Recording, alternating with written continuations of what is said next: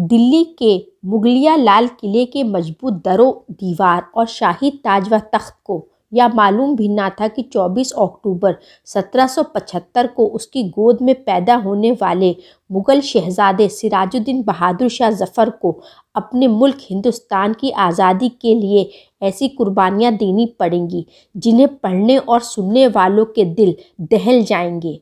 30 सितंबर 1837 को जब शहंशाह हिंदुस्तान की हैसियत से तख्त शाही पर बैठे, उस समय मुग़ल शहंशाह का मान सम्मान करना, उनके दरबार में हाज़िरी के वक्त उन्हें नजराने पेश करना तथा करेंसी पर शहंशाह का नाम रखना अंग्रेज़ों की मजबूरी बना हुआ था।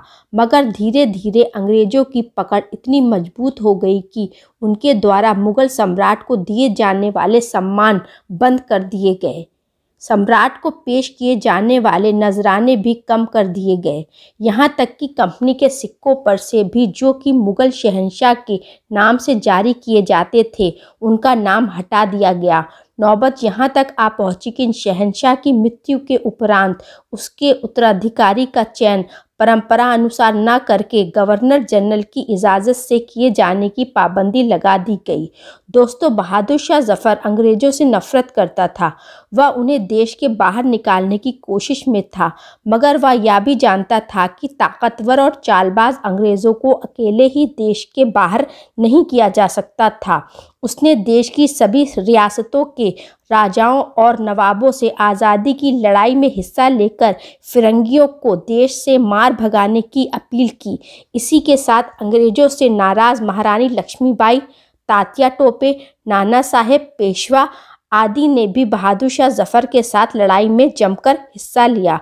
बहादुर शाह ने सभी स्तर के लोगों को आज़ादी की लड़ाई में शामिल करने के लिए जागरूक किया।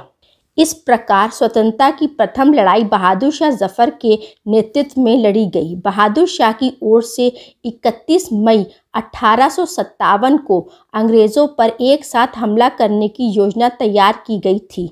बहादुर शाह ज़फ़र हिंदुस्तान से अंग्रेज़ों को मार भगाने के लिए बड़ी से बड़ी कुर्बानी देने को तैयार थे।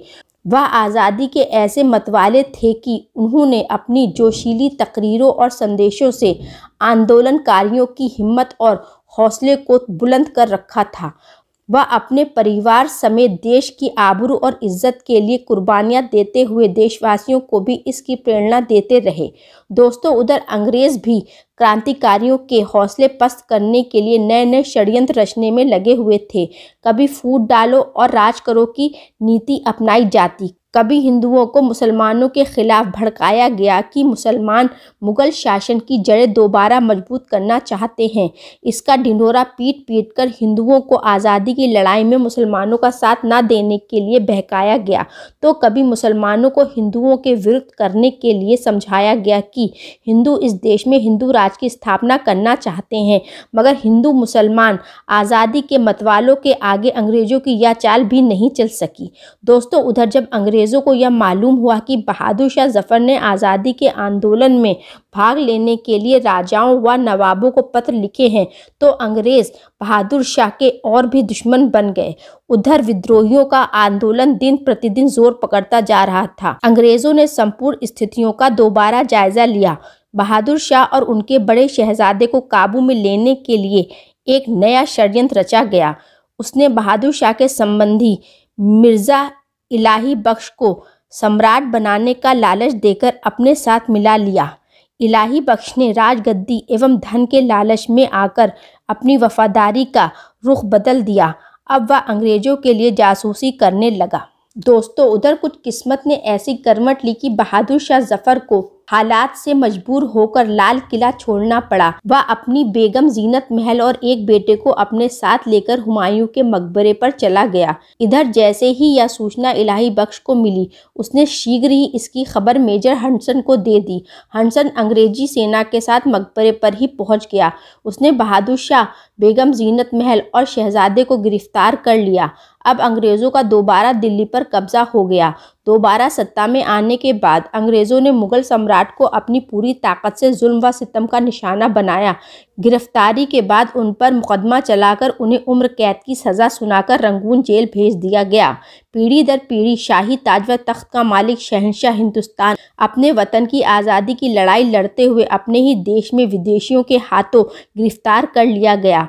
लाल किले की शान व शौकत की जिंदगी से निकालकर उसे रंगून जेल की एक छोटी सी काल कोठरी में अकेला ले जाकर डाल दिया गया।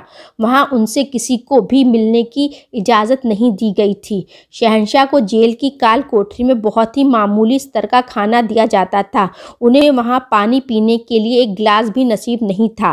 वह बगैर हवा की अंधेरी कोठरी में भूखे प्यासे पड़े रहते थे। दोस्तों, उधर शहंशाह की गिरफ्तारी की खबर जैसे ही उनके दूसरे बेटों को मिली, वे गुस्से से भड़क उठे। वे अपने पिता बहादुर शाह के अपमान का बदला लेने के लिए हुमायूं के मकबरे पहुंच गए। इसी बीच इलाही बख्श ने दोबारा जासूसी कर इसकी सूचना भी मेजर हडसन को दे दी। सूचना मिलते ही हडसन अपनी फौजी दस्ते के साथ हुमायूं के मकबरे पहुंच गया।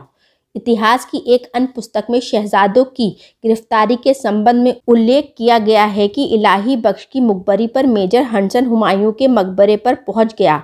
उस समय बहादुर शाह जफर के परिवार से 3 शहजादे मिर्ज़ा मुगल, मिर्ज़ा खिर्ज और मिर्ज़ा अबू बकर अन्य कुछ आंदोलनकारियों के साथ वहां मौजूद थे। मेजर हडसन और लेफ्टिनेंट मैकडॉवेल मकबरे से आधे मील की दूरी पर ठहर गए।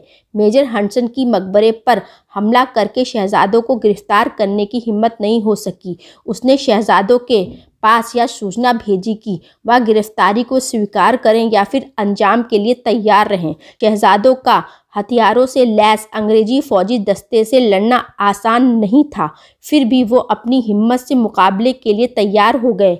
यहाँ फिर इलाही बख्श ने अपनी गद्दारी का सबूत दिया। वह शहजादों का हमदर्द और रिश्तेदार बनकर बीच में उतर आया। उसने शहजादों को संघर्ष न करने के लिए बहुत समझाया, चापलूसी की, कई बातें करके बगैर संघर्ष के शहजादों को हडसन के सामने पेश होने के लिए राजी कर लिया। अंततः शहजादे गिरफ्तार कर लिए गए। मेजर हडसन तीनों शहजादों को घोड़े गाड़ी पर बिठाकर शहर की ओर ले गया। उसने हिंदुस्तान के उन स्वतंत्रता संग्राम सेनानी शहजादों को आधे रास्ते में ही सवारी से नीचे उतार दिया। शहजादे समझे कि अब उन्हें कैदियों की तरह पैदल ले जाया जाएगा, लेकिन यह स्थान तैमूरी नस्ल के आज़ादी के मतवाले शहजादों की कत्ल खाना बन गया। शहजादों को सवारी से उतारने के बाद मेजर हडसन ने उन्हें गुस्से भरी निगाहों से घूरा और अपनी बंदूक की गोलियां निहत्थे शहजादों की छातियों पर बरसानी शुरू कर दी। फिरंगी हडसन की बंदूक से निकलने वाली गोलियों की बौछार शहजादों के सीनों का गोश्त फाड़ती, पसलियां भेदती और हड्डियां तोड़ती हुई देश के शहीदों के पवित्र खून के फव्वारों के साथ छातियों को पार कर गई। स्वतंत्रता संग्राम सेनानी बहादुर शाह जफर के दिल के टुकड़े नौजवानों की शहीद लाशें अपनी मातृभूमि की गोद में तड़पने लगीं। जब शहीदों की लाशें ठंडी हो गईं तो हडसन द्वारा उनकी लाशों को एक रात के लिए कोतवाली के दरवाजे पर लटकवा दिया गया। हडसन ने अपने पागलपन की चरम सीमाओं को पार करते हुए तीनों शहजादों के कटे हुए सर एक थाल में रखकर उन्हें रेशमी कपड़े से ढकवाकर बहादुर शाह जफर के पास बतौर नजराना खुद पेश किया। दुखी बाप ने जब अपने नौजवान शहजादों के कटे हुए सर देखे तो वह इतने बड़े सदमे को एकदम सहन नहीं कर सका। वह गम के समुद्र में डूब गया। कुछ समय बाद उस बूढ़े बाप ने हिम्मत जुटाई तथा अपनी भावनाओं पर काबू पाकर एक लंबी सांस भरते हुए कहा, अल्हम्दुलिल्लाह, तैमूर की औलादें ऐसे ही सुरखरू होकर अपने बाप के सामने आया करती थीं। महान स्वतंत्रता संग्राम सेनानी बहादुर शाह जफर, उसके परिवार का देश की आज़ादी पर मर मिटने वाला बलिदान एक दुख भरी सच्चाई है जिसे सुनकर हर एक दिल रो पड़ा होगा। धरती कांप उठी होगी और संपूर्ण वातावरण हाहाकार से गूंज उठा होगा। मेजर हडसन शहजादों को शहीद करके इतना खुश था कि उसने खुशी और घमंड के नशे में बहादुर शाह का मजाक उड़ाते हुए उनके सामने एक शेर पढ़ा, दम दमे में दम नहीं, अब खैर मांगो जान की, ए जफर ठंडी हुई अब तैग हिंदुस्तान की। आज़ादी का बूढ़ा मतवाला बहादुर शाह जफर देश पर अपना सब कुछ लुटा देने के बाद भी इतना साहस और अन्य क्रांतिकारियों से इतनी उम्मीद रखता था कि उसने हडसन के जवाब में गुस्से से तमतमाते हुए यह शेर कहा, गाजियों में बू रहेगी जब तलक ईमान की, तख्ते लंदन तक चलेगी तैग हिंदुस्तान की। आज़ादी का मतवाला शहंशाह बहादुर शाह जफर रंगून जेल की काल कोठरी में परेशानियों का मुकाबला करते हुए 7 नवंबर 1862 को अपना देश हिंदुस्तान अन्य क्रांतिकारियों के हवाले करते हुए इस दुनिया को अलविदा कह गया। भारत देश की पवित्र धरती अपने वीर सपूतों द्वारा दी गई कुर्बानियों पर गर्व करते हुए पूछना चाहती है, क्या ऐसे महान स्वतंत्रता संग्राम सेनानियों की कुर्बानियां वर्तमान युग में याद रखने के काबिल नहीं हैं? क्या देश की वर्तमान अथवा आने वाली पीढ़ियों के लिए यह ज़रूरी नहीं है कि वह इन बलिदानों को पढ़कर या सुनकर इस देश की आज़ादी की कीमत को पहचान सकें? ये वीडियो अब यहीं पर समाप्त होती है। अगली वीडियो में फिर मिलेंगे, तब तक के लिए अलविदा दोस्तों।